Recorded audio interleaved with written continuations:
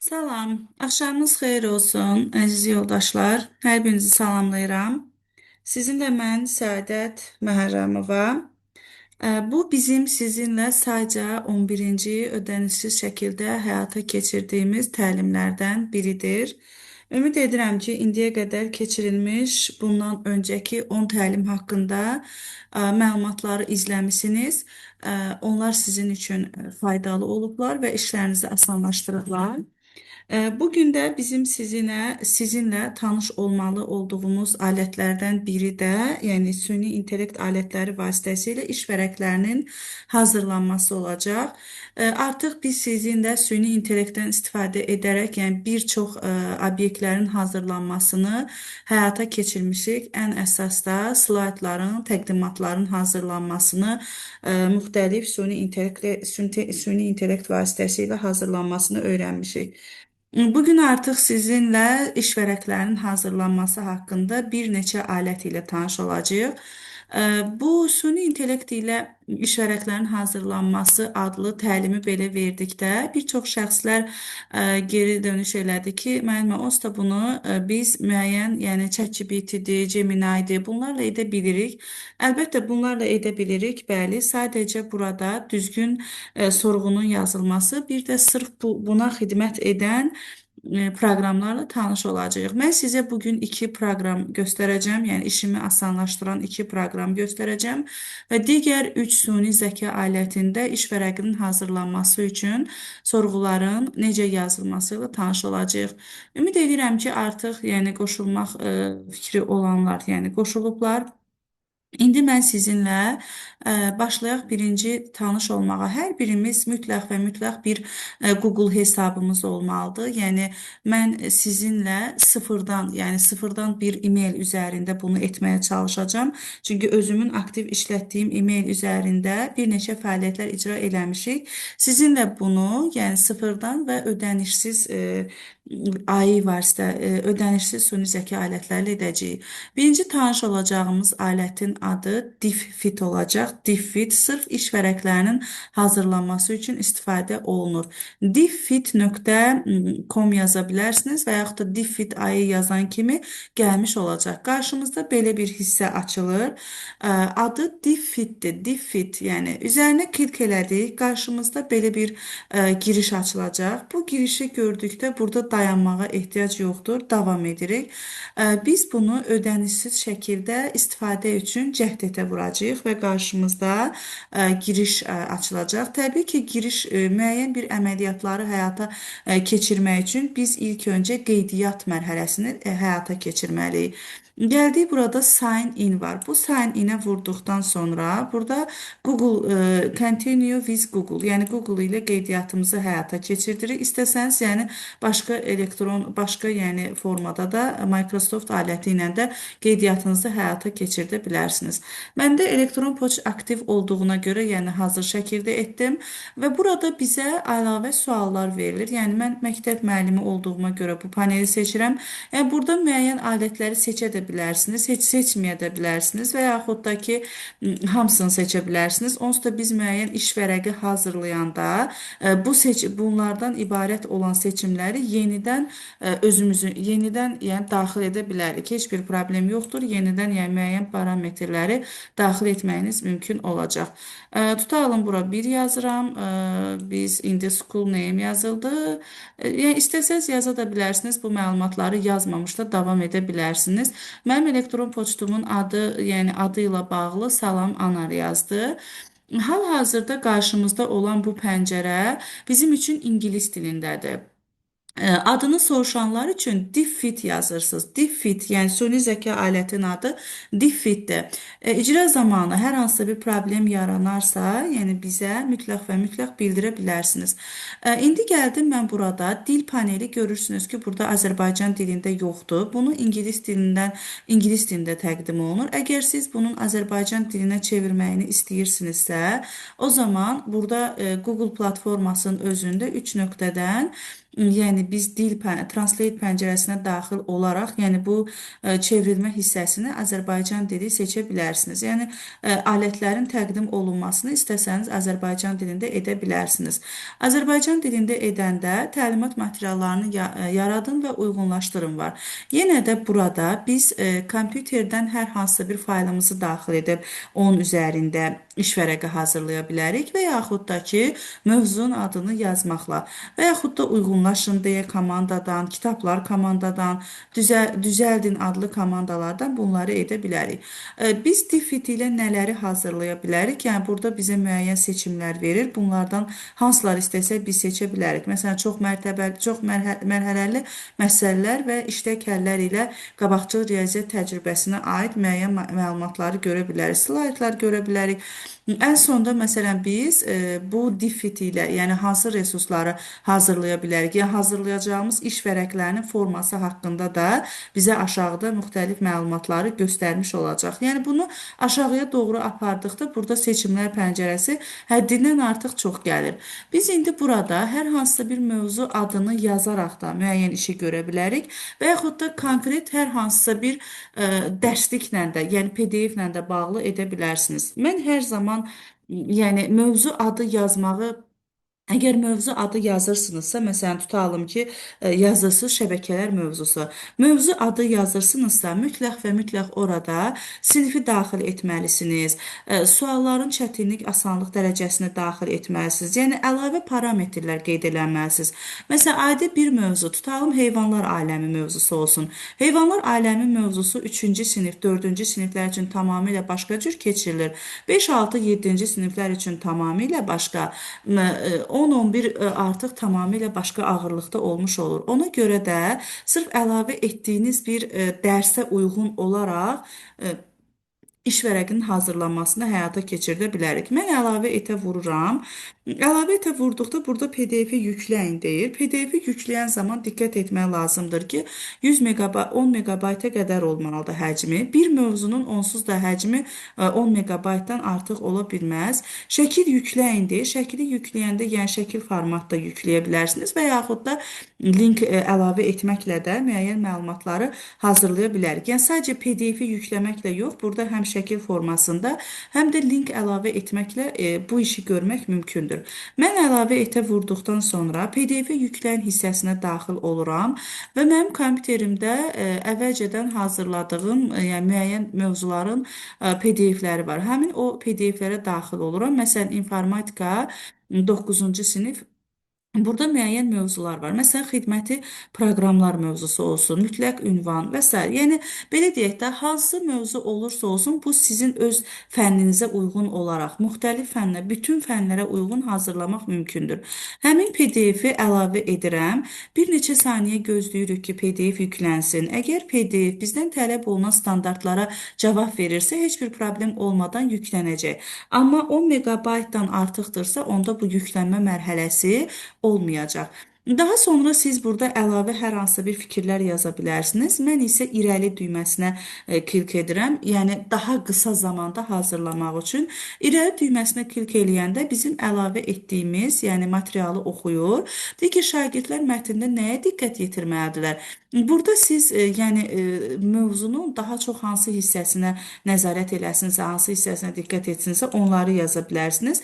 Mən mövzunun içərisində olan hər birini seçib davam etə vururam. Əgər əlavə bir fikirləriniz varsa, məsələn, yaza bilərsiniz ki, həcm məsələlərinə diqqət etsin, həcm məsələlərinə. Daha sonra davam etə vururam. Əgər bu parametrlərdən heç birini seçmək istəmirsinizsə, onda hamısını keçinə vura bilərsiniz. Yəni, bunları seçimi özünüz üçün vaxt itkisi hesab edirsinizsə, hamısını keçinə vura bilərsiniz və yaxud da qarşınıza çıxan bütün o seçimləri aktiv qoya bilərsiniz. Burada bu materiallar üçün hər hansı bir xüsusi tələbin nəzərə almalı olduğuna ehtiyac varmı? Mən heç nə yazmıram. Mövzum Azərbaycan dilindədir deyənə, Azərbaycan dilində də təqdim olunacaq. Diaqramlar və vizual vasitələrdən istifadəni seçirəm ki, müasir dövrün tələblərinə uyğundur.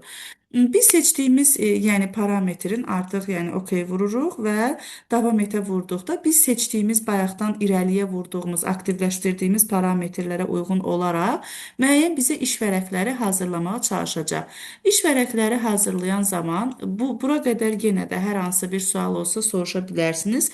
Gec qoşulanlar üçün üzərində işlədiyimiz proqramın adı Diffit me'dir. Diffit yəni Diffit ay yazan kimi daxil gəlmiş olacaq. Bizim qarşımızda belə bir pəncərə açılır. Yəni bu vəziyyətdə bir hissə açılacaq. Buradan biz yenə də Azərbaycan dilini seçəcəyik. Yəni dil olaraq Azərbaycan dilini seçəcəyik. Əslində PDF-imiz Azərbaycan dilindədir deyənə burada da bizə daxil elədiyi məlumatlar Azərbaycan dilində olmalıdır. Bəzən olur. Yəni belə deyək də baxın bizim orada çox güman ki dil pəncərəsində hər hansı bir dili seçməli idik ki, burada bizə Azərbaycan dilində təqdim etmədi. Bircə dəqiqə gəlin Azərbaycan dilini seçək.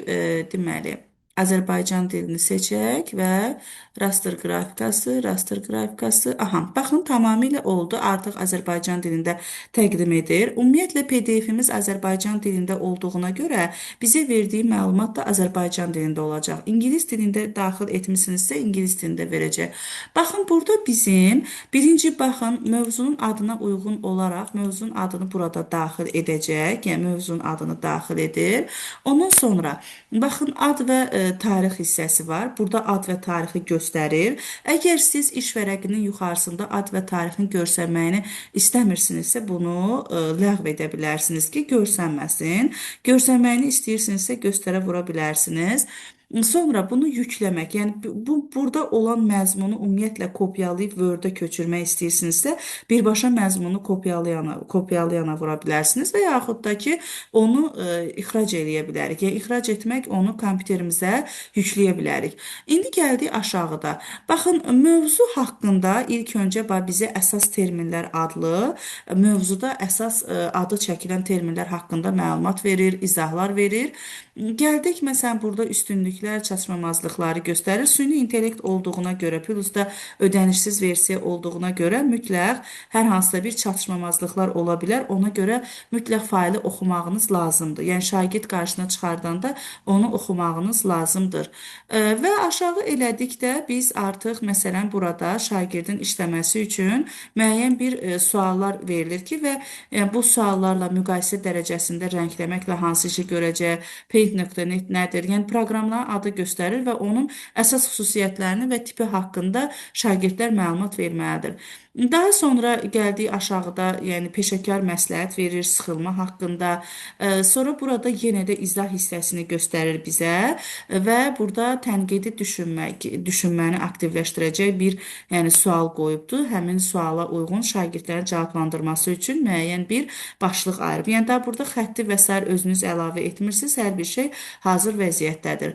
Yenə aşağı düşdükcə bizdə yəni piksellərin koordinatlarını göstərməyi istifadə edir burada və burada da həmin o piksel koordinatını göstərir. Yəni bu vəziyyətdə də sizə onu çap etməyə icazə verəcək.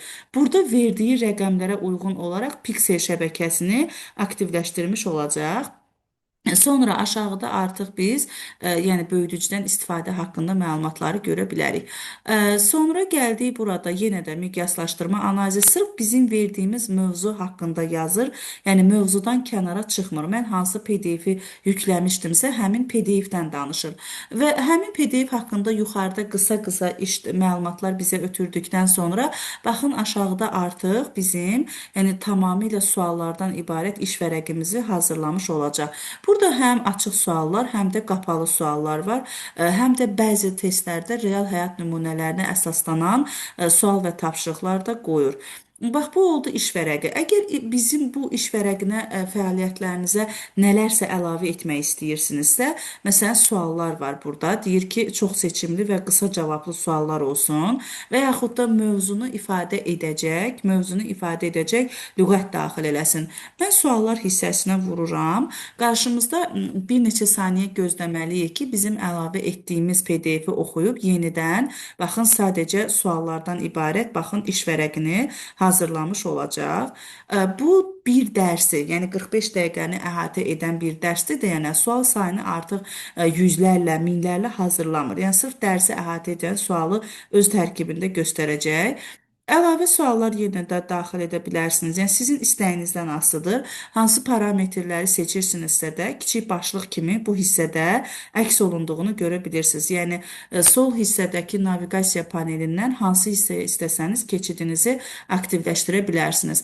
Mən burada lüğət hissəsi görürəm. Bu lüğət hissəsini də aktivləşdirmək istəsəniz, lüğət nədir? Həmin mövzunu əhatə edən, yəni lüğəti göstərəcək bizim üçün dərsin daha aydın şəkildə ifadə olunması. Məsələn, rəng dərinliyi anlayışı, sıxılma anlayışı, qrafik redaktor lüğətini aktivləşdirmiş olacaq.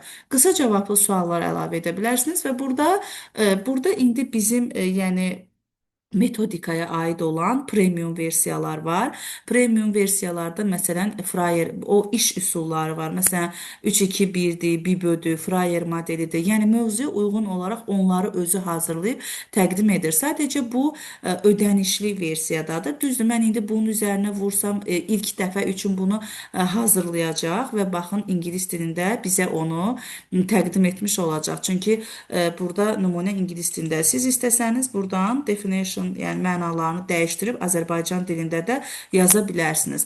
Eyni zamanda yenə də yəni müxtəlif iş üsullarını öz daxilində saxlayan müəyyən fəaliyyətlər yarada bilər. Biz hazırladığımız bu iş vərəqi, yəni yuxarıda indiyə qədər gördüyümüz iş vərəqini kompüterimizə təbii ki yükləyə bilərik. Baxın, ixrac faylı var, amma burada diqqətli olmaq lazımdır. Biz ən sonuncunun üzərindəyik deyənə, ən sonuncunun üzərindəyik deyənə. Bax, burada mən indi ixrac fəaliyyətini yüklə desəm, bu mənə Fryer modeli lüğətini yükləyəcək. Əgər siz qısa cavablı sualları yükləmək istəyirsiniz, onda bunun üzərinə keçirsiniz və onu yükləməyə çalışırsınız. Və yaxud da ki, bunun üzərində sağ düymə vurub, yəni fəaliyyəti burada görmək istəmirsinizsə ki, burada sizin naviqasiya panelinizdə olmasın, onu buradan ləğv edə bilərsiniz, yəni silib uzaqlaşdıra bilərsiniz. Burada başqa gözəl fəaliyyətlərdən biri nədir? Yəni başqa ən çox istifadə olunan qayda nədir və bunu düzdür, ödənişsiz versiyada bir dəfə üçün icazə verəcək bizə Google Forma. Yəni bu bizə təqdim elədiyimiz iş vərəqindən birbaşa Google Forum düzəldəcək. Yəni hansı ki onlayn sınaq formasını düzəltmiş olacaq. Biz düzdür, burada Google sənəd forması da var, Google Slide forması da var. İndi istəsək Google Slide da yarada bilərsiniz. Google Forum da var, Google sinif otağı da var, Word da var. PDF-ini yüklə və çap et mərhələsini görə bilərsiniz. Mən ən çox istifadə elədiyim və işimi asanlaşdıran formalarımızdan biri də, bəli, təəssüf ki, ödənişsiz versiya limitlidir. Google formaya vurduq. Baxın, Google formaya vurduqda burada deyir ki, sən burada, baxın, bu sol tərəfdə olan naviqasiya panelinin hansını əlavə etmək istəyirsən? Mən lüğət hissəsini əlavə etmək istəmirəm. Çox seçimli sualları əlavə etmək istəmirəm. Yəni, daha çox suallar olanı əlavə etmək daha məqsədə uyğundur. Çünki açıq suallar da qoya bilərsiniz. Yəni, amma oxumaq üçün olan məlumatların Google Formusda olması yəni yaxşı deyil. İstəsəniz seçə bilərsiniz ki, yəni oxusun. Mövzunu birinci oxu səviyyəsini qoya bilərsiniz. Və Google Forms Viktorinaya vururuq. Bir neçə saniyə gözləyəcəyik ki, o birbaşa Google Formsa keçid eləsin. Və yaxud da biz Google Forms hazırlamaq üçün ona icazələr verək. İndi baxın, bizim həmin o seçdiyimiz parametrləri özündə daşıyaraq müəyyən bir Google Formusu hazırlayacaq. Bax, Open Google Forms. Təbii ki, bu insan əli ilə hazırlanmadığına görə müəyyən əksikliklər ola bilər, amma yəni qısa zamanda hazırladığına görə işimizi asanlaşdırmış olacaq. Baxın, avtomatik Google Formusa ad veribdir və raster qrafikasına giriş veribdir. Sonra, yəni mövzunun adını belə verib, hətta redaktaya da icazə verir ki, sən redaktörü dəyişdirəsən. Və burada baxın, yenə də burada bəzi informasiyaları ingilis dilində daxil edir. İstəsəniz bunu Azərbaycan dilinə çevirə bilər, yəni öz-özünkiləşdirə bilərsiniz ki, məsələn, sualları oxuyub cavablandırın. Sualları oxuyub, deməli, cavablandırın. Belə bir informasiyanı daxil edə bilərsiniz. Cavablandırın. Okey. Aşağıda bizdə sualları Azərbaycan dilində verir və cavab variantlarını da verir. Və burada qısa cavab tələb edən suallar da var. Yəni istəsəniz bunları delete edə bilərsiniz ki, yox, mən məsələn qısa suallar vermək istəmirəm və qısa sualların hər birini silə bilərsiniz. Qısa suallar nədir? Yəni açıq suallardır. Və yaxud da qoya bilərsiniz ki, yəni şagirdin açıq suala verdiyi cavab ilə də onun biliyini yoxlaya bilərsiniz. Bax bu vəziyyətdə bizim üçün sorğunu hazırlayacaq və bunu şagirdlərlə paylaşmaq üçün biz publishet hissəsinə daxil oluruq və buradan kopya edəcəyik qısa link və kopyaladıqdan sonra artıq bunu link kimi qarşı tərəfə göndərə bilirik. Yəni qarşı tərəfə göndərmək mümkün olacaq. Bu bizim belə deyək də hansı ki Diffit ilə hazırladığımız məlumatlardan Google Formusun birbaşa hazırlanması üçün istifadə olunacaq. Məncə bu, yəni bizim işimizi həddindən artıq çox asanlaşdırır. Sırf dərsdə şagirdləri yoxlamaq üçün bir neçə dəqiqə ərzində, yəni dərs başlamamışdan 10 dəqiqə əvvəl siz dərsə hazırlaşa bilərsiniz. Burada çoxdur əməliyyatlar. Mən sadəcə sizə Google Formusu göstərdim. Google formu göstərdim. Siz Google Docs da edə bilərsiniz. Google Slide da edə bilərsiniz. Bunlar təbii ki ödənişsiz, yəni versiyalarda hazırladıqlarıdır, amma yəni ödənişli versiyada düşünürəm ki, daha da mükəmməl formada hazırlayacaq. Mən bir neçə mövzu üçün ödənişli versiyasında istifadə edirəm, amma özüm hal-hazırda onu açmadım ki, sizə ödənişli, sırf ödənişli yox, ödənişsiz formada da bunu hazırlamaq olur.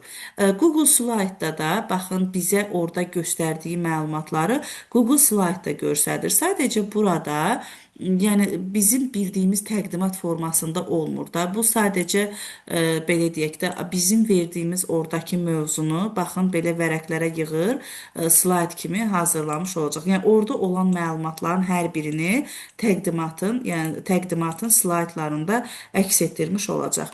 Bu da Google Slide kimi yığılması üçün olur. Hətta yenə də burada siz Google Classroom-da görə bilərsiniz, Word-də, Download PDF-də edə bilərsiniz. Download PDF vursaq, yəni hansının üzərində idimsə, onu yükləmiş olacaq. Kompüterimizə yükləyəcək. Bəli, bu günlərin bilirsiniz ki, bizdən həddindən artıq çox tələb olunur. Açıq dərslər, ustad dərslər. Açıq dərslər, ustad dərslər bizi adi dərslərdən fərqləndirir. Yəni sinifə adi girib çıxmaq yox, yəni biz fərqli dərs keçməliyik. Bax, o zaman siz bunlardan istifadə edə bilərsiniz. Burada olan dizaynlar məktəb üçün olan, yəni məktəb dizaynını, şagird qarşısında şagirdə verdiyimiz vərəq dizaynını ödəyir. Heç bir problem olmadan bəzək düzəyi çox deyil, yəni şagird qarşısına çıxarda bilərik. Və salam, baxın, biz bütün materialı PDF formada da yükləməyi görmüş olduq. Yəni bütün materialı yükləməyi görmüş olduq. Bəzən bizə deyirlər ki, məsələn, müəllimə, burada məsələn ingilis dilində yazıbdı bu suallar hissəsi.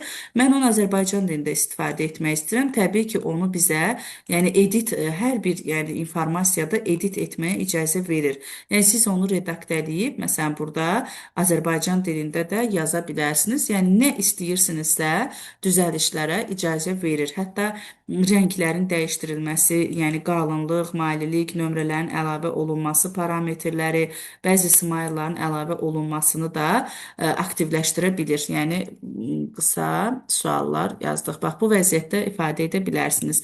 İndi gəldik bizim sağ tərəfimizdə Diffit chart var. Yəni qarşılıqlı dialoq qura bilərik burada. Vizual dəstək əlavə edin deyir. Vizual dəstək əlavə edinə vurub, yəni əgər siz mövzuya uyğun olaraq vizual dəstək əlavə etmək istəyirsinizsə, vizual dəstək əlavə edin seçib və baxın üzərinə vururuq. Avtomatik burada yüklənmə mərhələsini, yəni həmin bizim verdiyimiz prosesə uyğun olaraq baxın burada loading yazılıb, yəni onu əlavə etmiş olacaq. Bir neçə saniyə gözləyək. Və baxırıq ki, burada baxın bizə məsələn həmin proses ilə bağlı vizual görüntünü əks etdirir və əsas raster və vektor arasındakı əsas fərqi göstərmiş olacaq. Yenə də qarşımızda bizə uyğun nələr varsa, yəni nə seçimlər varsa, onlardan istifadə edə bilərsiniz. Real həyat nümunələrindən, real həyat nümunələrinə belə deyək də inteqrasiyasını həyata keçirdə bilərik bu mövzunun. Yenə də gözləyirik, yəni müəyyən hissəni yükləməyə həyata keçirdəcək. Bu belə, deməli rastır yoxsa vektor və burada onlar haqqında müəyyən formatları bizim üçün çıxartmış olur. Yenə də əlavə burada müəyyən bir fikirlər daxil edəcək və vərəqin sonunda məsələn seçiminizi nəyə əsasən etdiniz, şagirdin fikirlərini daha yaxşı görə bilərsiniz. Bu bizim oldu Diffit proqramı ilə bağlı olan sizə çatdırmaq istədiyim məlumatlar. Bir neçə saniyədə, yəni siz işinizi asanlaşdıra bilərsiniz. Ən əxsusda Google Forms, yəni mükəmməldir. Bu bizim işimizi aktivləşdirmiş olacaq. Aha, bura qədər sual varmı? Aydın olmayan, yəni bura qədər başa düşmədiyiniz nələr varsa, bizimlə onu paylaşa bilərsiniz. Yəni bu birinci proqram haqqında bu qədər. Sadə versiyadır, ödənişsiz versiyadır, istifadə etmək olur. Yəni nə qədər istəsəniz istifadəsini həyata keçirmək mümkün olacaq. Aha,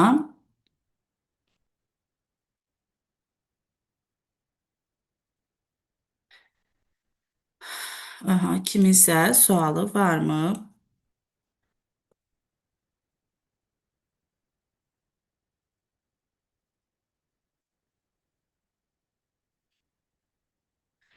Hər hansı bir sualınız varsa yazın, biz sizinlə sualınıza uyğun cavablar verək. Okey, davam edək. Mən elə sertifikat üçün yalnızca canlıda olanlara verəcəyi sertifikatları, onun üçün də sizə, yəni linki elə canlıda da ən sonda göndərəcəm. Yəni burada chat bölməsinə göndərəcəm. Yalnızca canlıda olanlar, yəni sertifikatı əldə edə biləcəklər. Aha, deməli suallarımız varmı? Google Meet-də hələ ki heç bir sual yoxdur. Təşəkkürlər. Dərsə sonradan baxmaq olacaqmı? Bəli, əlbəttə. Ürəyiniz istədiyiniz zamanda izləyib təkrar edə bilərsiniz. Və izlədiyiniz zaman Diffit-də işləyəndə hər hansı bir çətinlik yaranarsa, bizdən WhatsApp vasitəsilə də əlaqə saxlaya bilərsiniz. Biz sizə müəyyən köməkliklər edəcəyik. Eyni mövzunu bəli, çünki Sevinç xanım mən ödənişsiz versiyada yazdım, amma mən PDF yüklədim. Siz də həmin mövzunun PDF-ini yükləsəniz eyni olacaq. Çünki yəni mən də sırf yeni açılmış akkauntdan elədim. Təşəkkür edirəm Günay xanım. Videonu bəli göndərəcəm. Ürəyiniz istədiyiniz qədər izləyə biləcəksiniz. Deməli, işıq söndü, tam yaxşı görə bilmədim. Maraqlı vizual görüntü olan iş vərəqlərini hazırlam. O barədə də danışacağam indi. Çox sağ olun İlahi xanım. Hər birinizə təşəkkür edirəm. Google Forms dediniz düz cavabı seçirmi? Bəli, özü, proqram özü düz cavablarda seçmiş olur. Yəni siz sadəcə linki şagird ilə şagirdə göndərirsiniz, şagird sadəcə onu işləyir.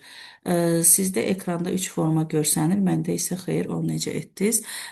Siz telefonla almısınızsa, telefonlansızsa, sizdə böyük ekran formada göstərməyəcək. Amma kompüterləndirsinizsə, bu 3 forma üçü də avtomatik formada aktiv olmuş olacaq. Sertifikat olacaq, bəli, yalnız canlı hal-hazırda olanlarla, yəni hal-hazırda təlimdə olanlar ilə. Belə, yenə də hər hansı bir sualınız indi yaranmasa da, edən zaman yaransa, o zaman bizə geri dönüş edə bilərsiniz. Bəlkə də buranı siz X vurub bağlamısınız, hansısa bir hissəsini siz yeniləmə vursanız açılmış olacaq. Çünki burada özü avtomatik bu vəziyyətdə açılır. Mən buraya X vursam, bu pəncərəni bağlamış olacaq. Yəni bu pəncərəni bağlayır. Baxın, oldu iki hissəli. Buradan ona görə də, yəni pəncərəni bağlayandan sonra açılma hissəsini hələlik görmürəm burada. Geri undo hissəsinə vursam da geri qaytarmış. Edit, hə, baxın, burada chat işarəsi var. Bu chat işarəsinə vurun. Bu sizdə bu hissəni aktivləşdirəcək. Burada da ki bizim resurs hissəmizdir. Yəni resurs hissəmizi görmüş olarıq. Yəni hal-hazırda bir dənəsini hazırlamışam. My Resource-a vurub hazırladığınız bütün faylları hər zaman burada aktiv formada görə biləcəksiniz. Yəni sadəcə bir dənəsini yox, hər zaman görə bilərsiniz. Yenisini hazırlayanda Create New-ya vuracağıq. Resource Library, yəni hazırladığınız faylların librarysi yox, sadəcə diff ilə hazırlana biləcək hissələri aşağılarda görmək mümkündür. Bu diff ilə bağlı olan idi. Will name çarxı deyirsiniz Cəmilə xanım yəqin ki. PDF qəbul etmədən mövzunun adını yaza bilərsiniz. Mövzunun adını yazsanız, sadəcə həmin mövzuya aid, yəni belə deyək də, həmin mövzuya aid yaş kateqoriyası fərqli formalarda.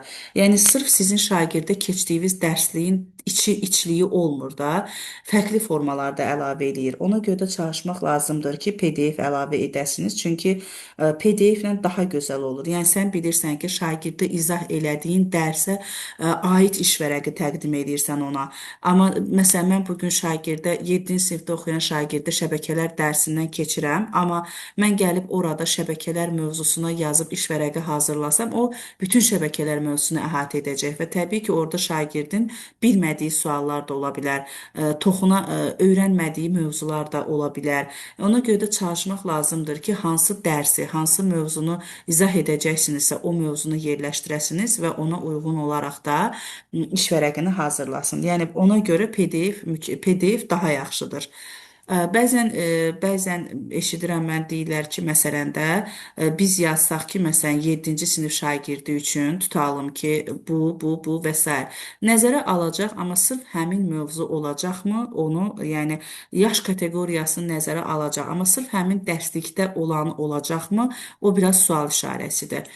Növbəti sizə ikinci izah etmək istədiyim proqramın adı Base 44-dür. Base 44 yazılır.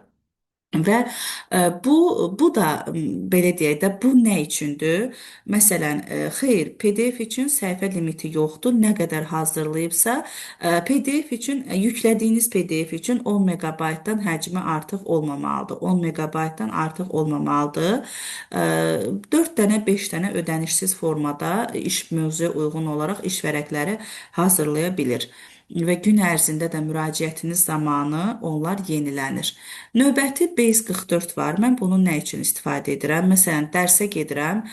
Tutalım ki, direktor və yaxud da direktor müavini və yaxud da hansısa bir həmkar yoldaşım deyir ki, mən bu gün gəlib sizin dərsinizdə əyləşmək istəyirəm və mən də dərsə xüsusi qeyri-adi hazırlaşmamışamsa əgər, bunun üçün Base 44 proqramına müraciət edib hər şeyimizi burada edə bilərik ki, biz dərsi mükəmməl keçirik. Yenə də açıq dərslər və ustad dərslərdə edə bilərsiniz bunu. Base 44-ə vururuq. Qarşımızda belə bir hissə açılır. Yenə də qeydiyyat hissəsi vaciblik daşıyır.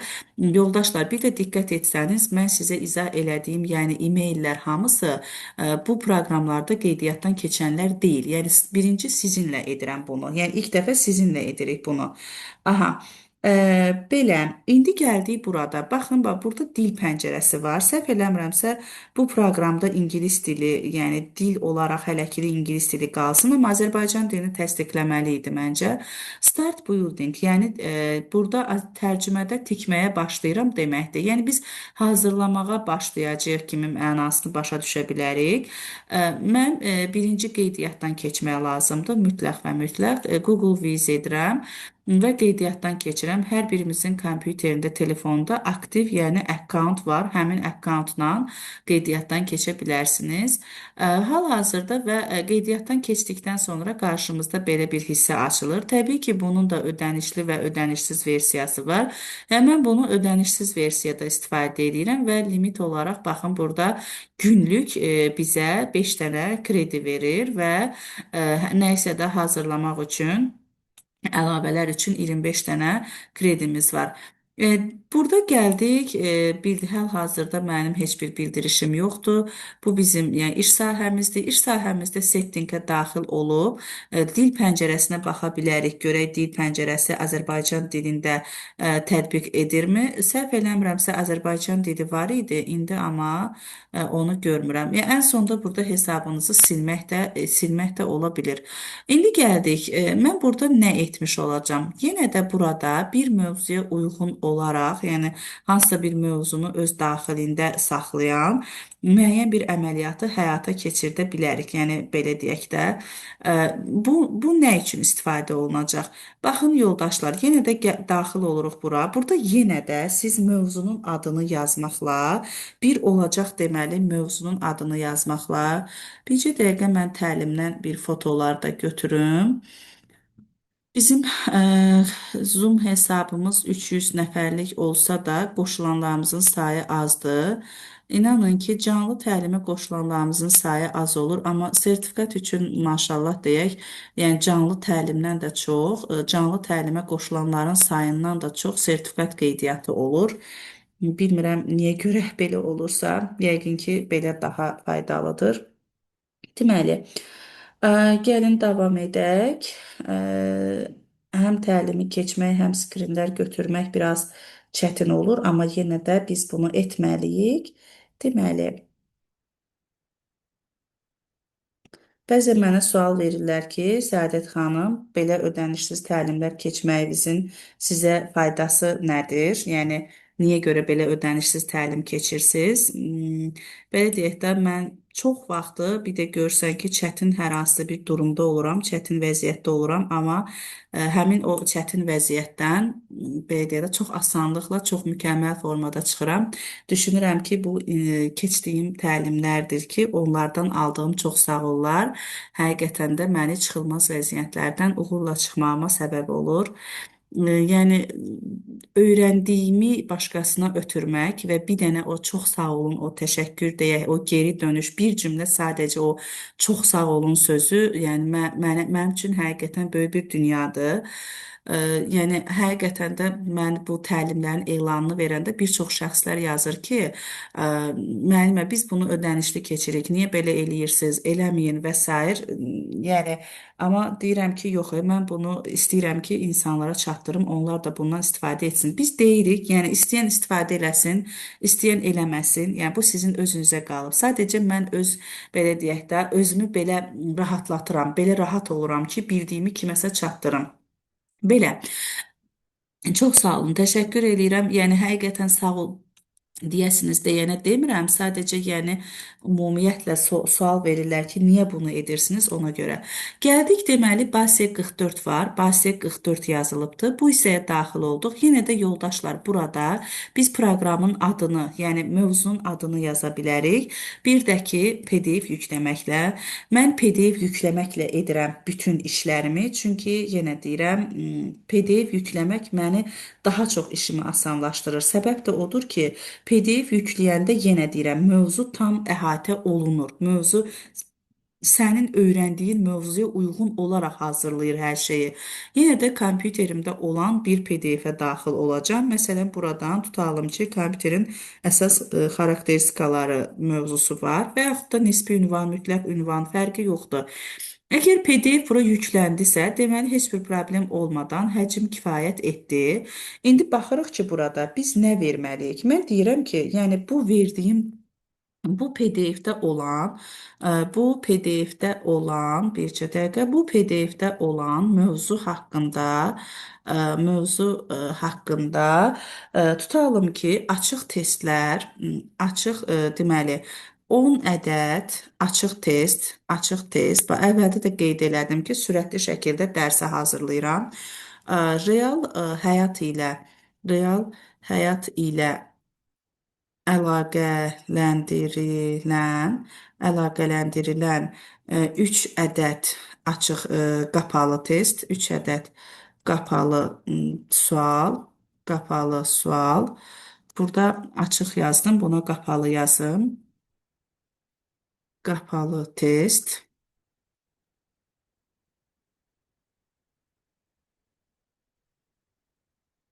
Cavab variantları ilə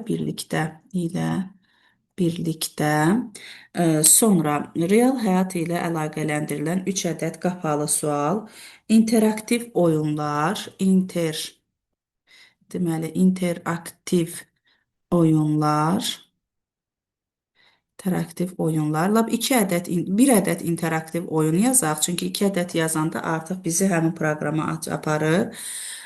Deməli, motivasiya edici mətin. Mən indi ağlıma gələni yazıram. Siz başqa da nələr istəsəniz yaza bilərsiniz. Motivasiya edici mətin.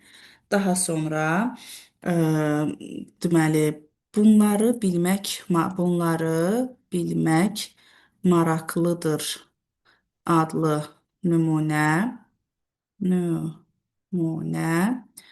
dərsin qısa məzmunu, biraz çox oldu. Sadəcə nə yaza bilərsiniz deyənə yazıram. Açıq deməli, dərsin qısa məzmunu, sonra mövzu haqqında zehin xəritəsi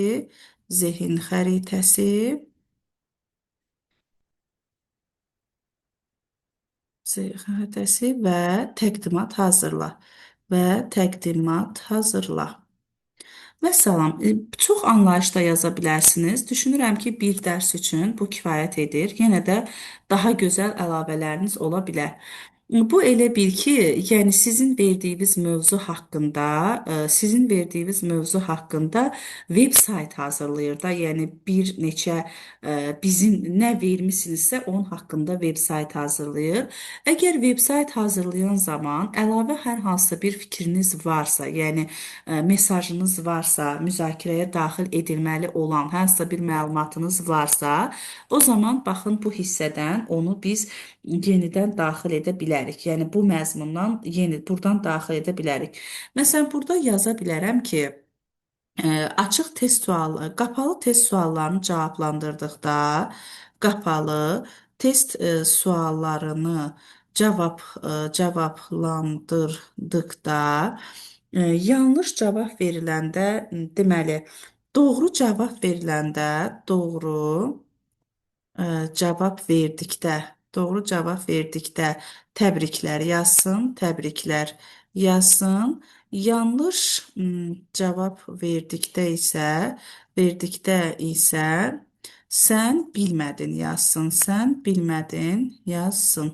İndi fərqli qəşəng başqa informasiyalarda daxil edə bilərsiniz. Yəni bundan siz ona ümumiyyətlə müəyyən bir anlayışlar əlavə edə bilərsiniz. Yəni müəyyən bir strukturu daxilində canlandırması üçün xidmət edə bilərsiniz.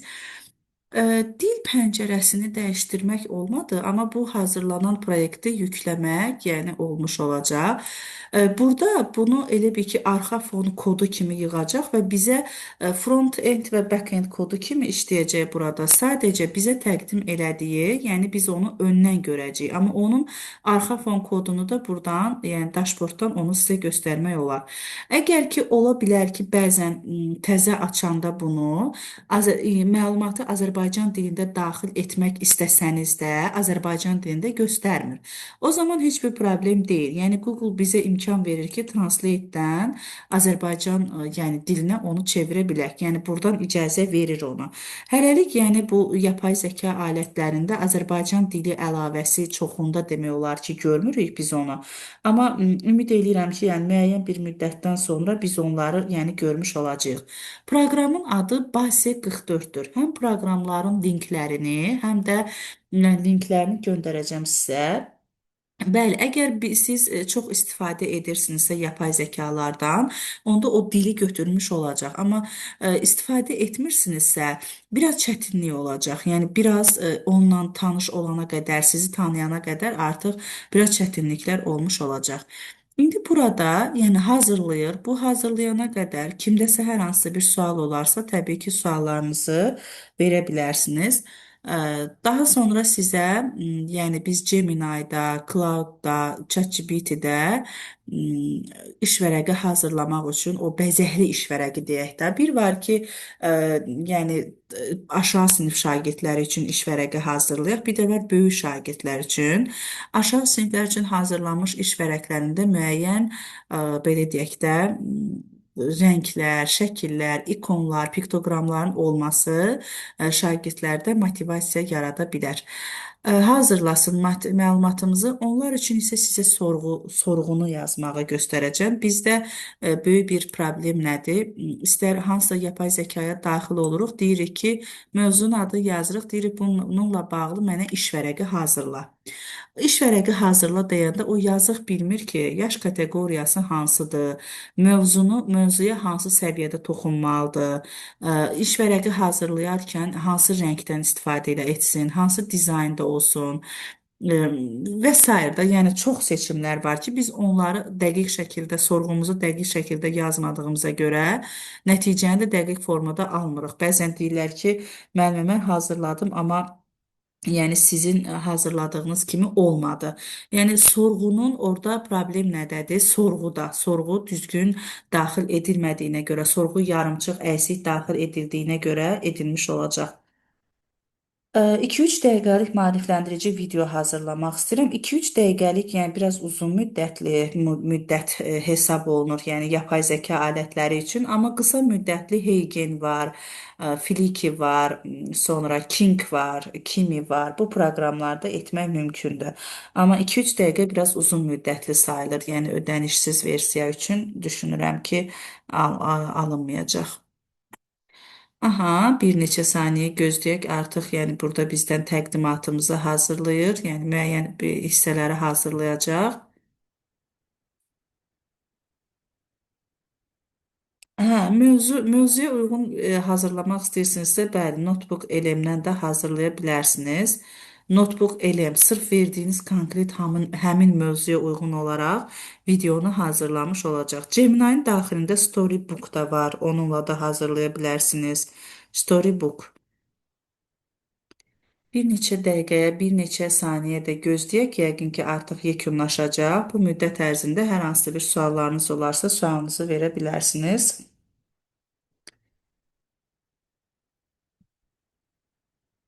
Mhm. Aksana Qurbanova yazıbdı. Bir də bizim sertifikatlarımız artıq iki hissəli olacaq. Bir var sadəcə vebinarda iştirak etmişdir. Bir də var ki, yəni aktiv iştirak edibdir. Yəni onun bu məlumatları hazırlanması ilə bağlı. Yəni bizə əgər bu məlumatları, məsələn, tutalım ki, Diffit olsun, istər Base olsun. Yəni burada müəyyən bir materiallar, məsələn 3 dənə, 4 dənə mövzu haqqında həm Diffitdə, həm də Base-də material hazırlayıb göndərənlərin artıq onlarda sadəcə iştirakçı yox, yəni uğurlu, fəal, aktiv iştirakçı sertifikatı olmuş olacaq. Aha, baxın, indi burada tətbiqimiz yüklənir. Bunu bir veb-sayt kimi başa düşün. Yəni bunu bir veb-sayt kimi başa düşün ki, yəni qısa zamanda müəyyən bir veb-sayt hazırlayacaq bizə. Siz nə vermisinizsə, onları hazırlayır. Biz nə vermişdik? Yəni dedik ki, zehin xəritəsi olsun, təqdimat olsun, test olsun, real həyat nümunəsi olsun, interaktiv oyun olsun, maraqlıdır olsun, motivasiya olsun. Bax burada təsəvvür edin ki, hə sizə dedi, bizim neçə dəqiqəmiz keçdi? Təqribən maksimum saysaq 6-7 dəqiqə ərzində bunu hazırladı, düzdürmü? 6-7 dəqiqə hazırladı. İndi bax burada giriş hissəsidir, dərsə başlayırsınız. Yəni özünüz də heç nə etmədikcə etmədiniz, amma rahat formada hazırladı. Giriş məqsədi veribdi burada, dərsin məqsədini, mövzunun adını verir, sinifi veribdi və geniş formada da göstərir. Qısa məzmun, mövzu haqqında qısa məzmuna keçid alırsınız. Yəni şagird təkcə sizin danışdığınızı dinləmir. Bax burada onları həm də görmüş olur. Yəni sırf sənin PDF-ində nə varsa onlardır. Yəni mövzudan kənara çıxmır. Buna görə PDF-in vacibliyindən danışıram hər dəfə. Sonra Zehin xəritəsi var. Zehin xəritəsi anlayışı, yəni mövzuya nisbi istinad deyəndə nədən danışır, mütləq istinad deyəndə nədir, qarşıq istinad nədir, düsturlar necə yazılır? Yəni sırf mövzunun əsas hissələrindən bizə zehin xəritəsi yaratmış olacaq. Daha sonra təqdimat hissəsidir. Təqdimat hissəsi mövzunun izahı ilə bağlıdır. Baxın 7 slayddan ibarət təqdimat hazırlayıbdır. Hal-hazırda onun birincisini göstərir. Sonra ikincisini göstərəcək bizə, sonra üçüncüsünü siz yəni irəli düyməsinə vurduqca təqdimatlarda göstərmiş olacaq.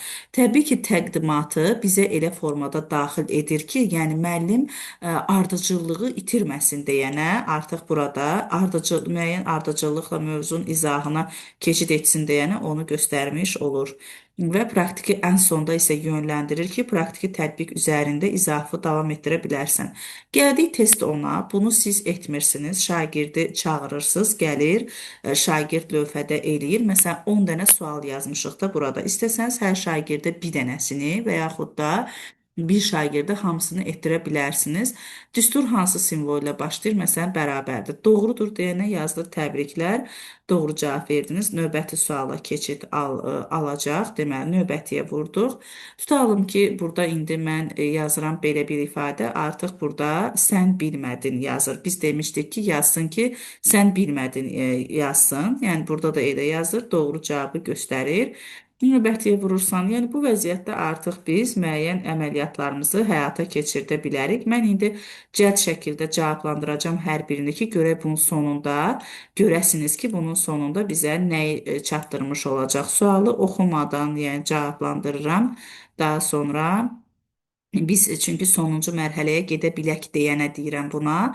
Nəticəyə baxırıq, yəni şagirdə deyirsən ki, ay şagird, yəni mən sənin qiyməti kəsmədim. Sən 10 dənə sualdan 4 dənəsinə cavab yazmısan və sonra problem olmur ki, ay qardaş, yəni sən mənim uşağımın qiymətini kəsmisən. Yəni bu olmur.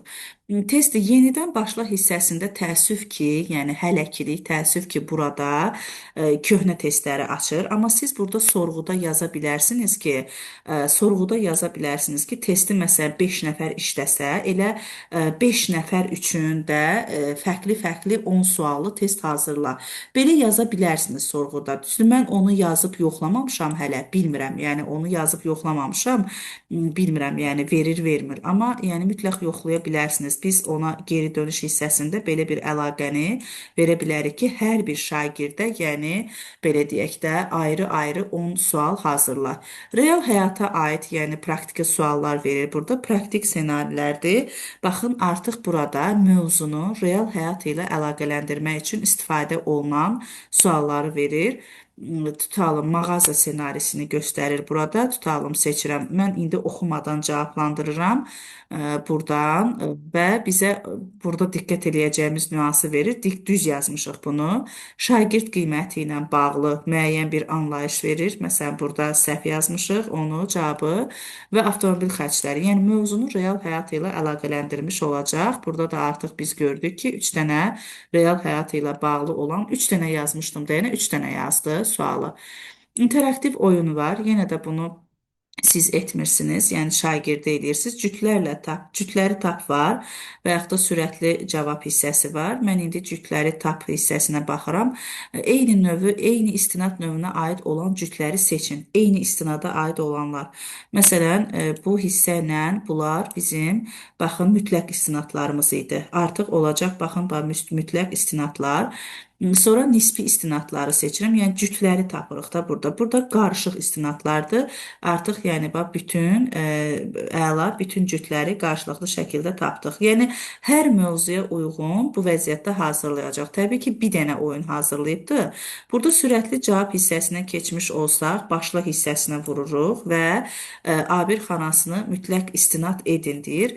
Yəni o zaman biz artıq klaviaturadan, yəni indi informatika müəllimləri bilir, dollar işarələri daxil olunmalıdır ki, biz onu mütləq istinada çevirək. Məsələn, vurduq, göndərə vururuq, görək doğrudursa, sonra B3 xanasını sabit etkinən, yəni B3 xanasına sadəcə bir ədəd daxil, sabit et nə deməkdir?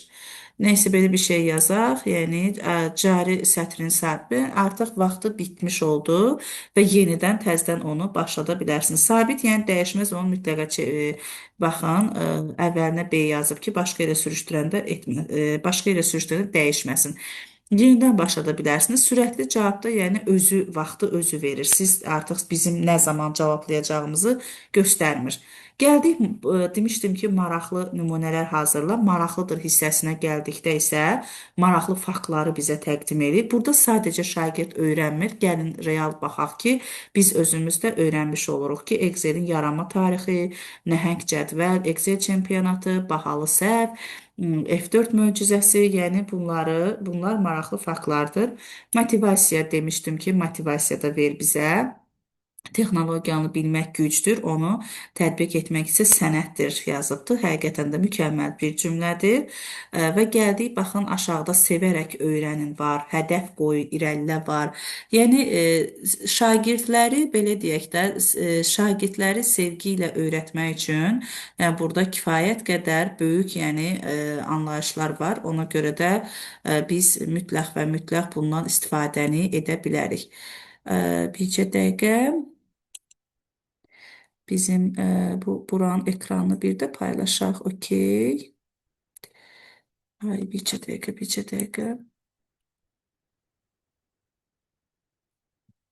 Google Meet getdi, hə? Google Meet'dən stop şey oldu.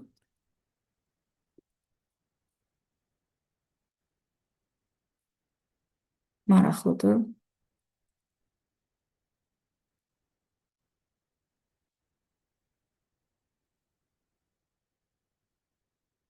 Bircə dəqiqə səbirli olun, bunu əvvəlki vəziyyətinə qaytarım.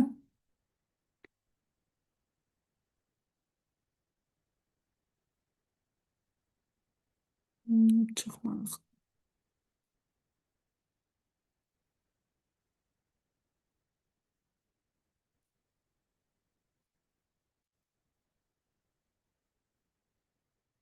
Ekran ağ qaldı sizdə də, eləmi?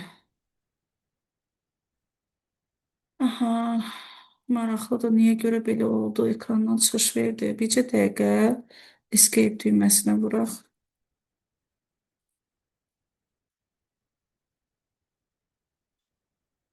Dəqiqə stop şeyə vurum, görüm ekranıma qayıda bilirəmmi? Ay, bizim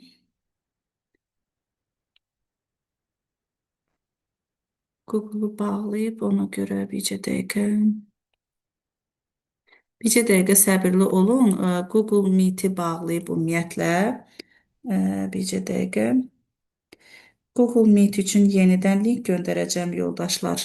Bir dəqiqə baxım görüm mən həmin konfransa qoşula biləcəmmi? Google Meet-i, köhnə Google Meet-i bağladı. Aha, bircə dəqiqə yeni Google Meet göndərməli olacağım. Çünki o Google Meet-i burada bizdə bağladı. Bircə dəqiqə səbirli olun. Deməli, çox üzürlü sayın. Burada olanlar, yəni yeniliklə belə deyək də, mən indi linki göndərəcəm. Bircə dəqiqə Google Meet linkini göndərim, onunla daxil olun. Və yaxud da hər kəs Zoom ilə daxil olsun, çünki Google-u niyəsə bağladı. Maraqlıdır.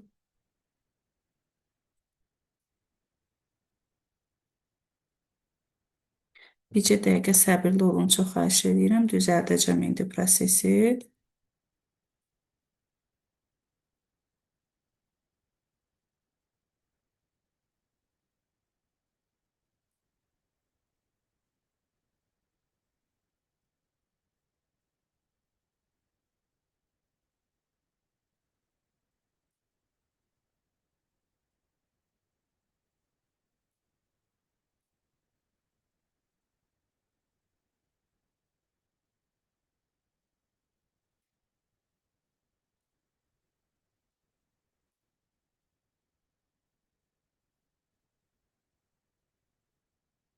Zoom ilə qoşulmağa çalışın. Google Meet-dəkilər də göndərmir. Linki niyəsə Google Meet linkini göndərməyə icazə vermir.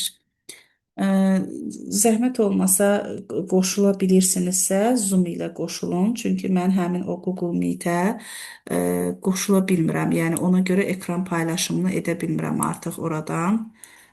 Bəlkə də davam edən görüş var deyənə. Mhm. Görüm zəngi aktivləşdirəcəkmi? Həmin linkdə görüş var deyənə, yəni aktivləşdirmir mənim üçün.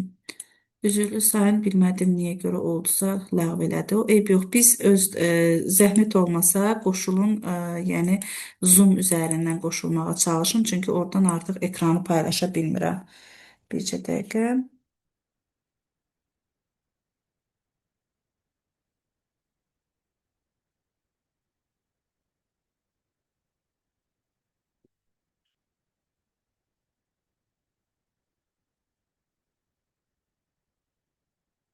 Ki, ümid edirəm ki, yəni Zoom üzərindən qoşulacaqlar. Gəlin biz Zoom-dan davam edək.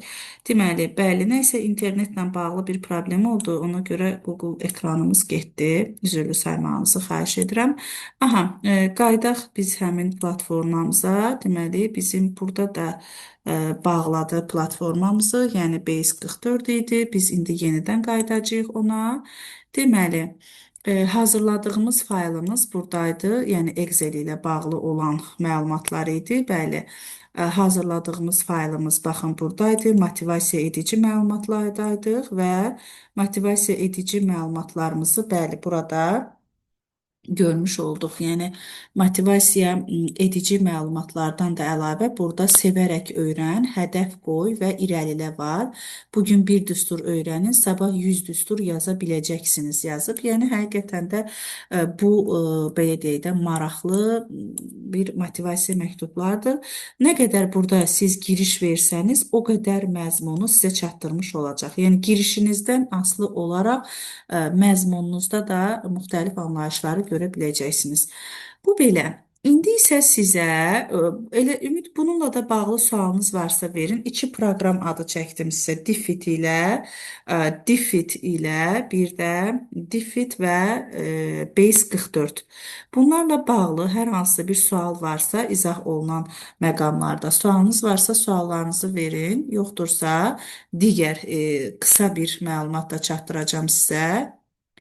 Mən Base 44 hansı işinizi asanlaşdıracaq? Qısa zamanda dərsə aid bir neçə dənə informasiyanı əldə etmiş olacaqsınız. Yəni qısa zamanda bir neçə dənə informasiyanı əldə etmiş olacaqsınız. Yəni qısa zaman ərzində olacaq. Aha. Okey. Problem bizdə Google Meet-dədir. Google Meet-də açmadı. Yəni Google Meet free versiyada ola bilsin ona görə idi. Yəni Google Meet-dən qoşulanlar da Zoom ilə daxil olasınız. Çünki tək-tək cavab vermək olmur. İndi keçid alırıq sizinlə. Sadəcə sonda balaca bir informasiya çatdıracağam sizə. Bizim 3 dənə yapay zəka alətimiz var ki, baxın bax burada Cloud-dur, Gemini-dir və ChatGPT-dir. Bunlar nə üçün istifadə olunur? Biz bunlarda müəyyən iş vərəqləri hazırlaya bilərik. Sadəcə iş vərəqini biz düzgün, yəni çatdırırıqmı? İş vərəqini biz düzgün veririkmi? Bax bu hissəmiz var. Burada daxil olduqda gəldik, baxın. İş vərəqinin qurulması üçün müəyyən formalar var. Burada iş vərəqini qurarkən sinif yazılmalıdır. Fən və yaxud da həmin fənnin mövzusu yazılmalıdır. PDF də yükləsəniz daha yaxşı olar. Format, yəni dizaynı mütləq qeyd eləməliyik ki, hazırladığım iş vərəqi jurnal olsun, qəzet olsun, infografika olsun, klassik dərslik olsun, oyunvari olsun, kartlar olsun, cədvəl olsun, poster olsun, mütləq bu qeyd olunmalıdır. Daxil olunacaq elementlər. Bax, bura çox maraqlıdır. İş vərəqlərinin gözəl alınmamasının səbəbi bu məlumatları qeyd etməməyimizdir. Qeyd etməliyik ki, hazırladığın iş vərəqində lüğət olsun, maraqlı faktlar olsun, sxemlər olsun, diaqram olsun, test sualı olsun, açıq suallar olsun, boşluq doldurma olsun, etiketləmə olsun, kəs yapışdır, rəngləmə mini layihə, real həyat nümunələri və sair qeyd edə bilərsiniz. Məsələn, bu məlumatlar qeyd edildikcə hazırlanan, bu məlumatlar qeyd edildikdə hazırlanan, yəni iş vərəqi sizin işdə istədiyiniz iş vərəqi olur. Biz indi müasir dövrdə yaşayırıq, yəni çoxlu bəzək düzək istəyirik də, bəzək düzək anlayışları. Bax, bu bəzək düzək üçün biz ona görə mütləq və mütləq ona düzgün sorğu verməliyik. Mən burada müəyyən bir sorğu hazırlamışam. İndi bunların hamısını oxumuram, amma sorğuları göndərəcəm sizə. Birinə aid baxaq. Məsələn, bax burada hazırlanmış sorğu nümunə var. Mən bax belə yazacağam. Bax burada nəyi qeyd eləmişəm? Diqqət eləyin. Başlıq qeyd eləmişəm. Qısa məlumat qeyd etmişəm. Lüğət bölməsi qeyd etmişəm. Test qeyd etmişəm. Testi iki cür qeyd etmişəm. Açıq sual, bir də qapalı sual. Bunu bilirdinizmi? Yəni maraqlı fakt əlavə eləsin, ümumi görünüşünə əlavə eləsin, boşluq doldurma tapşırıqları olsun, etiketləmə olsun, motivasiya edici mətn olsun, sual və tapşırıqlar bölməsi olsun. İndi gəlirəm, baxın, bax, bunlar hər birində onun yazacağıq. Məsələn, Claudio-ya daxil oluruq. Yenə də burada, yenə də sizə göstərməyim odur ki, mənim açdığım hər biri, yəni hər biri, açdığım hər bir, yəni hissə hamısı sıfırdan olandır. Yəni heç biri əvvəlcədən hazır deyil, yəni sıfırdan olandır və artıq mən burada create elədim. Yeni akkaunt hazırladım. Yeni akkaunt hazırlayanda bizdən təbii ki, mütləq bu ödənişli versiyasını da bizdən istəyəcək. Bircə dəqiqə. Aha. Yəni ödənişli versiyası haqqında da bizə məlumat verir ki, yəni biz ödənişli versiyasından da istifadə edə bilərsiniz. Bircə dəqiqə. Cloud AI-yə daxil olaq. Aha. Biz free şəkildə hələlik istifadə edəcəyik. Ona görə mən free formatı seçdim. Sorğuları göndərəcəm sizə. Yəni qruplara göndərəcəm. Qruplardan sorğuları əldə edə bilərsiniz. Yəni qruplara sorğuları göndərəcəm. Narahat olmayın. Vurdum. Yəni burada nə istəsəniz seçə bilərsiniz. Hal-hazırda mən o hissəyə takılmaq istəmirəm. Deməli, baxın yoldaşlar, indi bu hissədə biz nə etməliyik? Bura açıldı. Mən müəyyən birbaşa mövzumu yükləyəcəm. Yəni istəmirəm ki, belə deyək də, konkret müəyyən bir mövzumu yükləyəcəm. New chat vururam. Yəni bilirəm ki, bunları istifadə edirsiniz də, yəni bunların işlənməsi haqqında danışmıram. Vurdum bax buradakı cloud-dakı plus işarəsinə. Bu plus işarəsinə vururuq. Kompüterin yaddaşındakı faylı əlavə edirik. Məsələn, bax yenə gəldim, bir PDF daxil edirəm. Və PDF-i daxil etdikdə yenə mövzun adını da yaza bilərsiniz. O hissə hər zaman qalır. İndi bax gəlirəm həmin sorğunu əlavə etməyə. Deyirəm ki, informatika fənnində bu 9-cu siniflər üçündür. Mən sorğunu göndərəcəm, siz sorğunu öz-özünkiləşdirərsiniz. 9-cu siniflər üçün indi mən yazıram ki, mənim mövzum bu mövzuda. Yəni bu PDF-də olan mövzu yazıram. PDF-də olan mövzusunda rəngli, cəlb edici bir elmi jurnal formatında iş vərəqi hazırla. Vərəq aşağıdakı bölmələri əhatə etsin. Başlıq, yəni bilim dünyası, mövzunun adı olsun, qısa məlumat olsun, yəni artıq qalanlarını oxuya bilirsiniz. Bunları yazdım. Yenə də əlavələriniz varsa, təbii ki, onları əlavə edə bilərsiniz. Və vurduq. Baxın. İndi biz bunu vurduq bu sorğunu Cloud-da hazırlayacağıq. İndi keçirəm Gemini-də. Görək Gemini necə hazırlayacaq. Gemini-də da yenə eyni cür giriş eləyəcəm.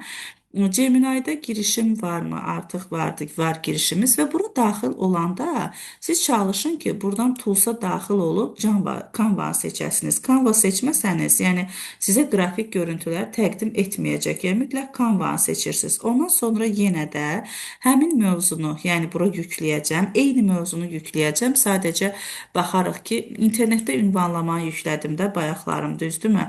İnternetdə ünvanlamanı yüklədim. Yenə də eyni sorğunu baxın bura yükləyirəm. Eyni sorğudur.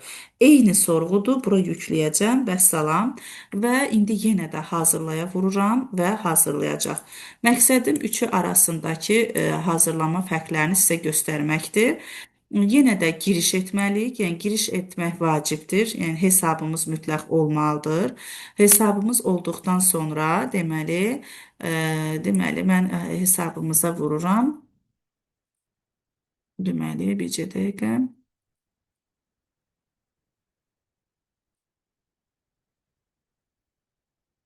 Aha.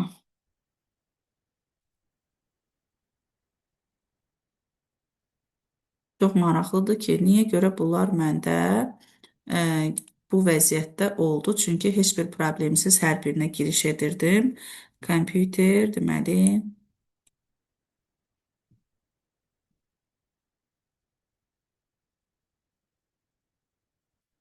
Hmm. Gəlin o biri ChatGPT-də baxın. Burada hesabımızı istəyən ayda yeni hətta bizdən əslində yaş soruşur. Düzdür, düzdür, düzdür. Oy, let yazıb burada. Bircə dəqiqə səbirli olaq. Hər üçündə baxacağıq. Bu arada çap bölməsi dağılır ki, müəllimə mən oyundan mən ChatGPT-dən çıxdım. Yazırlar ki, çıxdım ay yoldaşlar, hər kəs çıxıbdı. Yenə də eyni mövzu ilə bura müraciət edəcəm. Şəkillərə vurduq. Yenə də eyni sorğu ilə müraciət edəcəm. Və baxın, vurdum və yenə də göndərə vurdum.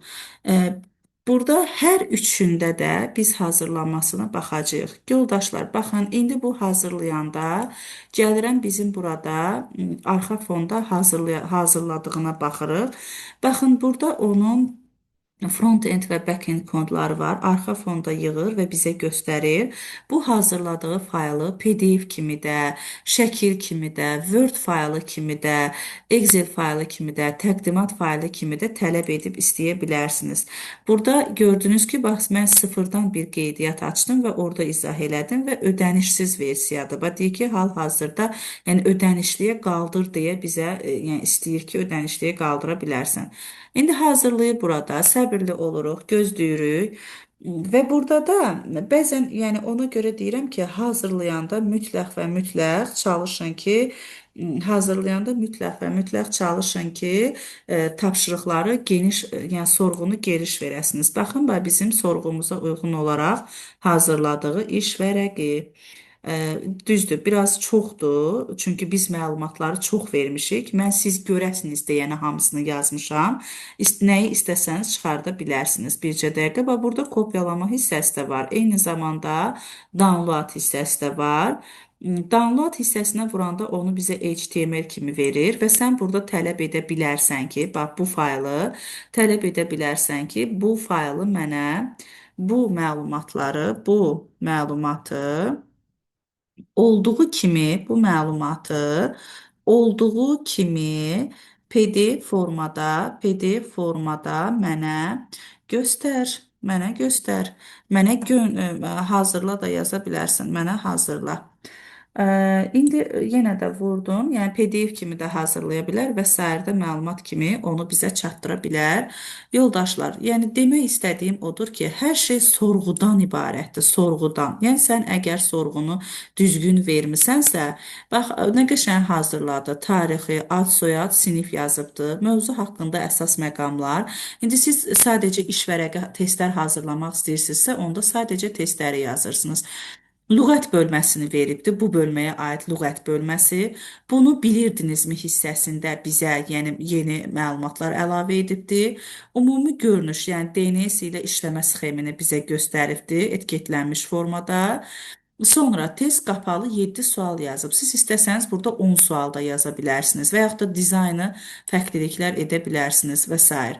7 sual istəmişəm, 7 sual yazıb. Açıq sual yazıb, 5 dənə sual real həyat nümunəsi ilə əlaqələndirib yazıbdı 5 dənə sualı. Yenə də artıra bilərsiniz. Boşluq doldurma tapşırıqları konkret cavab tələb eləmir da, yəni boşluq doldurma tapşırıqlardır. İndi də onu bizə eyni həmin məlumatı PDF kimi sağ tərəfdə göstərmiş olacaq. Sadəcə PDF kimi yükləyəndə diqqətli olun. Bəzən olur ki, yəni hərflərdə və s. itkinliklər baş verə bilər. Məsələn, baxın o dəqiqə biraz məlumatların sığışması üçün baxın məzmun görünüşdə müxtəliflikləri görə bilərik. Baxın bu vəziyyətdə təqdim etmiş olacaq. Dizaynı məsələn dəyişmədən ver deyə bilərdik. PDF-i yüklə dedik, amma dizaynı dəyişmədən də ver deyə bilərdik. Yəni bu nə oldu? Bizim üçün iş vərəqini hazırlamış oldu. Və buradakı bayaqki formata baxın. Bunu skrin eləyib də Word-ə yerləşdirə bilərik. Bax, buradakı skrin eləyib də Word-ə yerləşdirmək olar. Bu vəziyyətdə kopyalayıb təbii ki, Word-ə köçürsək bəzi əməliyyatlar, rənglər tam oturmayacaq yerində, amma skrin baxın oturmadı. Sadəcə bizə arxa fon kodunu köçürmək üçün istifadə olundu. Yəni baxın bu vəziyyətdə hazırlamış oldu. Bu oldu cloud. Sonra gəldik eyni bir informasiyaya Gemini-nin hazırladığına baxaq deyəcəkdim. Gemini bizdən nəysə deməli bircə dəqiqə niyə hazırlamadı? Aha, bircə dəqiqə deməli dili Azərbaycan dilinə çevirək. Nə istədiyimizi başa düşməyib, yoxsa verdiyimiz PDF mi tam deyil. Hə, buranı qoyub çıxmışıq, bəlkə də ona görədir. Gəlin təkrar bunu yükləyək. Məlumatları buradan kopyalayaq, əlavə edək. Suallarınıza cavab verəcəm indi. Üzürlü sayın, bircə dəqiqə. Deməli, dili dəstəkləmir. Aha, Azərbaycan dilini dəstəkləmir. PDF-i oxuya bilməyib də, yəni PDF-i oxuya bilməyib. Gemini-də bəzən, yəni belə anlayışlar olur. Yəni create image hissəsində baxaq görək, yəni şəkil kimi hazırlaya biləcəkmi faylı? Görək. Burada var, yəni bəzən Gemini-də qrafik informasiyalarla işləmək üçün, yəni qrafik informasiyalarla işləmək üçün bəzi problemlər olur. Amma baxın, onun yəni test formasını, lüğət formasını hazırlamış olur. Əslində belə baxsaq, yəni üst-üstə eyni məlumatlar daha. Sadəcə mən Cloud-un üstünlüyünü göstərmək üçün bunu etməyə çalışdım. Burada deyə bilərdik ki, məsələn, bunu şəkil, bu məlumatları qrafik informasiya kimi təqdim etdə deyə bilərsiniz. Növbəti ChatGPT-yə verdiyimizi isə PDF faylı kimi hazırlayıbdır. Vuraq görə PDF faylı kimi bizə hazırlayacaqmı? PDF faylı kimi hazırladığı nədir? Baxın, ChatGPT-də bu vəziyyətdə hazırlayıbdır. Yəni sizin burada əsas məqsəd nədir? Bizim verdiyimiz sorğuya görədir. Yəni məncə də sizin burada da Cloud-un hazırladığı daha çox xoşunuza gəldi. Gemini ilə ChatGPT-də bəzən yəni ödənişli versiyalara çox üstünlük verir, yəni. Amma Cloud-da hələ ki elə bir problem yoxdur, amma yenə onun da ödənişli versiyası var. Bugünlük sizə çatdırmaq istədiyim məlumatlarım bu qədərdir. Yəni bu qədər informasiya çatdırmaq istəyirdim sizə. Hər hansısa bir sualınız varsa, təbii ki, sualınızı mənə verə bilərsiniz. Suallarınızı verə bilərsiniz. Hı -hı. Təlim hər həftəmi olacaq? Xeyr, yox, hər həftə yox. Yəni təlimimiz ayda ən azı bir dəfə çalışırıq ki, təlimlər olsun. Amma yəni hər həftə olacaqmı? Yox, hər həftə xeyr. Hı -hı. Hər hansısa bir suallar varsa, təbii ki, suallarınızı bizə verə bilərsiniz. Suallarınızı cavablandıracağam. İndi elə bura çat bölməsinə sertifikat üçün qeydiyyat göndərəcəm. Bax, sadəcə çat bölməsinə göndərəcəm. Burada Zoom-a göndərəcəm. Diferensial tapşırıqlar hazırlamaq olurmu burada? Bəli, teacher adı ilə qoşulan şəxsimiz, yəni adınız nədir bilmirəm, amma sizin verdiyiniz sorğuya uyğun olaraq hər şey hazırlamış olacaq. Yəni hər şey hazırlamış olur. İş vərəqi, sertifikatı. Təlim yalnız canlı qoşulanlara aid olduğuna görə, yəni biz elə linki də burada göndərəcəm sizin üçün. Ad soyadınızı düzgün yazacaqsınız. Ad soyadınızı düzgün yazırsınız. Yəni siz ora necə yazırsınızsa biz elə də əlavə eləyirik. Da biz orada düzəliş eləmirik ki, filan kəsin yəni belə deyək də adınız nədir? Yəni belə bir sual vermirik. Ona görə də siz nə qeyd eləmisinizsə biz həmin adı əlavə edirik sertifikatda. Təlimdə istifadə olunan proqramların adlarını yaz. Proqramların adlarını yaz. Bu da bizim adlarını yaz. Bir daha qeyd edirəm. Təlim üçün iki sertifikat mövcud olacaq. Birinci sertifikat sadəcə iştirakçı sertifikatıdır ki, hə, bu təlimdə iştirak elədi. İkinci sertifikatda biz qeyd eləyəcəyik ki, yəni ikinci sertifikatımızda artıq, yəni aktiv, yəni aktiv iştirak etdi, fəal iştirak etdi və yaxud da ki, indi onu dəqiqləşdirəcəm mən təşkilatı ilə. Yəni onu dəqiqləşdirəcəm təşkilatı ilə ki, nə barədə? Yəni onlar neynəsinlər? Bunu sorğuya çevir. Okey. Yəni belə deyək də aktiv iştirak olma, yəni belə deyək də sadəcə iştirak etdi, dinlədi yox, həm də bunları hazırladı kimi məlumatları, yəni öz daxilində istifadə etsin. Açar söz daxil etmirəm, çünki linki sadəcə hal-hazırda burada, yəni təlimdə qrupa göndərməyəcəm. Yəni hal-hazırda burada olanlar üçün göndərəcəm. Ad soyadınızı düzgün yazın. Hər kəs sadəcə bir dəfə doldurması kifayətdir. Təlimdə iştirak edənlərin də ad soyadını biz yəni buradan götürürük. Yəni yenə də biz qeyd edirik ki, məsələn, hal-hazırda 138 nəfər var. Biz 138 nəfər üçün onu nəzərdə tutacağıq. Yəni artıq 138 nəfərdən artıq olanda biz keçirik, yəni Zoom qeydiyyatına baxırıq. Zoom qeydiyyatında İndi atdığımız linkdə bəli, Zoom qeydiyyatındakı adnan üst-üstə düşənlər yəni verilir. Burada hal-hazırda canlıda 138 nəfər üçün nəzərdə tutulubdur. Çalışın ki, öz ad soyadlarınızla qoşulun Zoom-a. Çünki belə deyək də, Zoom-da öz ad soyadı ilə olanlarda heç bir problem olmur. Çünki onu artıq görürük. Amma biri qoşulur, burada Xnor var, Xiaomi var, iPhone var. Deməli, indi bir daha linki təkrar göndərəcəm. Bircə dəqiqə bunları qeydiyyat eləyim. Düzdür, Zoom-da da ad soyad düşür qeydiyyat olaraq. Yəni ad soyadınız, yəni Zoom-da da düşür. Linki bir daha paylaşıram yoldaşlar. Sertifikat iki cür olacaq. Yenə də qeyd edirəm. Sadəcə iştirakçı sertifikatı, bir də var ki, yəni fəal iştirak etdi, məlumatlar hazırladı. Bax bu olmuş olacaq.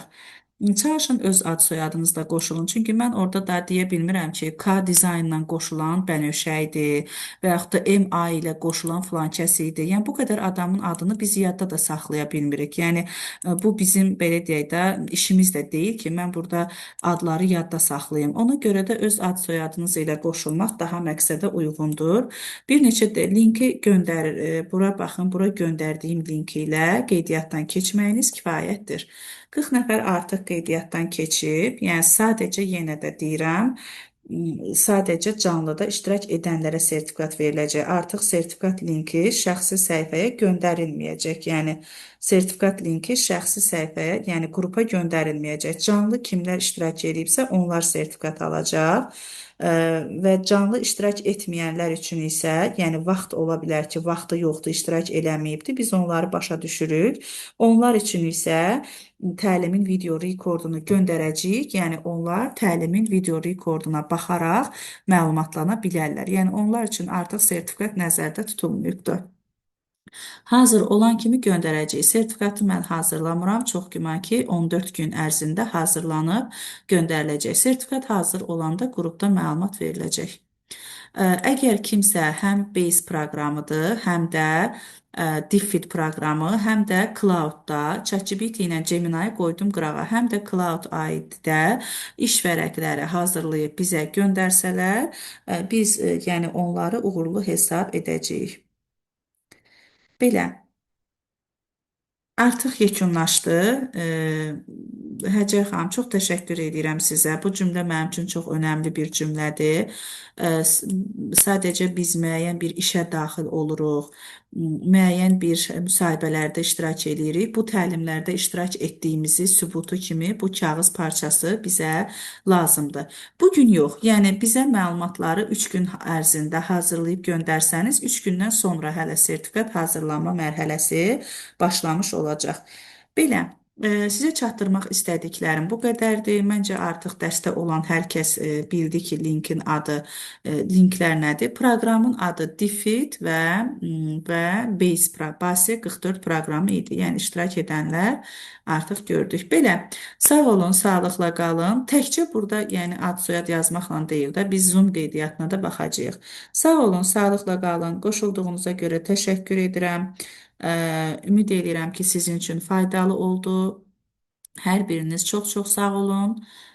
İnşallah ki, növbəti təlimlərimizdə tezliklə görüşənə qədər.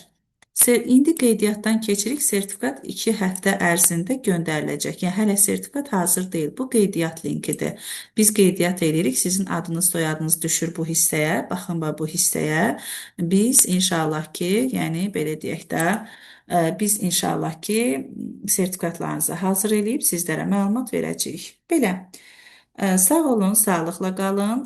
Təlimin artıq sonudur. Yəni təlimdə canlı iştirak edənlər üçün verilir. Bayaqdan da qeydiyyat linkini qrupa göndərirdik. Sağ olun, sağlıqla qalın. Ümid edirəm sizlər üçün faydalı oldu. Sağ olun.